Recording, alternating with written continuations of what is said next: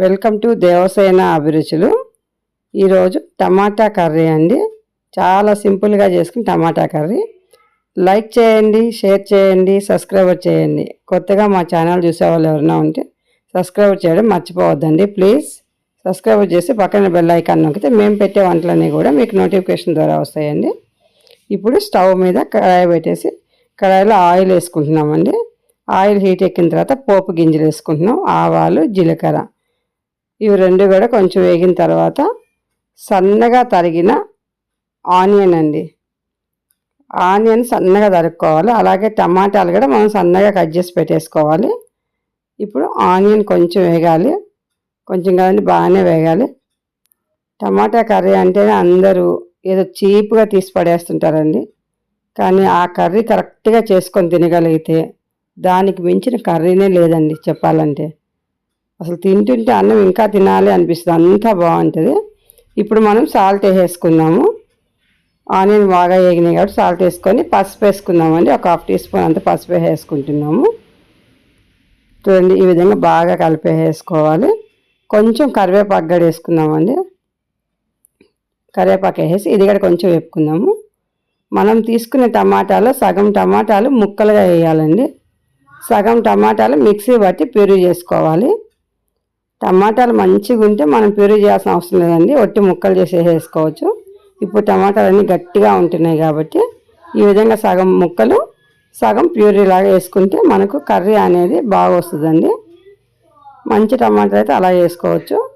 చూడండి, ఈ విధంగా వేసుకోండి. కర్రీ బాగా గుజ్జులాగా వస్తుందండి మంచిగా. 1/2 టమాటా మిక్సీ పట్టుకోవాలి, 1/2 టమాటాలు అలాగే వేసుకోవాలండి. ఇవి వేసేసి బాగా కలపాలండి. ఈ కర్రీ అనేది ఒక్క బొట్టి వాటర్ అనేది లేకుండా మనం ఆయిల్లోనే ఉడికిస్తున్నామండి. ఇది అందువల్ల ఇది అంతా బాగుంటుంది. చాలా నిదానంగా సిమ్లో పెట్టి నీట్గా చేసుకోవాలండి కర్రీని. మాత్రం దబదబా చేసేస్తే అంత టేస్ట్ రాదు. నిదానంగా చేసుకొని మంచిగా ఉడకాలి, ఎందుకంటే ఆ టమాటాలో వచ్చే వాటర్తోనే ఉడకాలి. ఇప్పుడు కారం వేసేద్దామండి.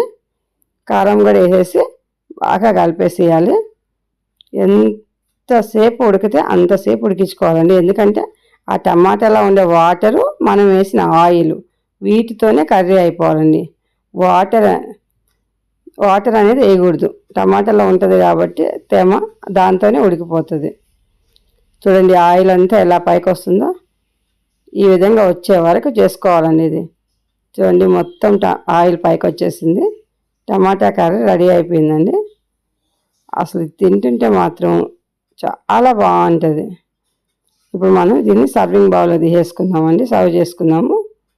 చూడండి, మంచి కలర్ఫుల్గా ఉంటుంది, తినడానికి అంతే టేస్టీగా ఉంటుందండి.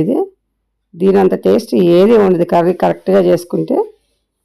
ఇంకో విషయం అండి, ఈ టమాటా కర్రీని ఇప్పుడు నేను చెప్పినట్టుగా ఒక్క బొట్టు వాటర్ లేకుండా చేసుకోగలిగితే మనం టూర్లకు వెళ్ళేటప్పుడు కూడా ఈ కర్రీ చేసుకొని పోతే 4-5 రోజులు ఖరాబే కాదండి. ఇది అలాగే ఉంటుంది. చపాతీలోకి ఎక్సలెంట్గా ఉంటుందండి. వేడి వేడి అన్నంలోకి కానీ చపాతీలోకి కానీ. మేము టూర్ వెళ్తుంటే చపాతీలోకి ఇదే చేసుకెళ్తామండి. చాలా బాగుంటుంది. ఎవరైనా సరే ఎలాంటి మసాలాలు వేయొద్దండి దీంట్లో, దీని టేస్ట్ పోతుంది మసాలాలు వేస్తే.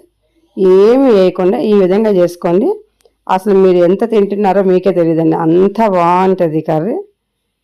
బ్యాచిలర్స్గా చాలా ఈజీగా చేసుకోగలిగిన కర్రీ ఏమన్నా ఉంది అంటే అది టమాటా కర్రీ అండి. టమాటా కర్రీని చాలా ఈజీగా తీసేస్తారు, కానీ దాన్ని మించిన కర్రీనే లేదండి. సూపర్గా ఉంటుంది. మీరుగా నేను చెప్పినట్టు చేసుకొని తిని చూసి ఎలా ఉందో మాకు కామెంట్స్ పెట్టండి please. Thank you for watching.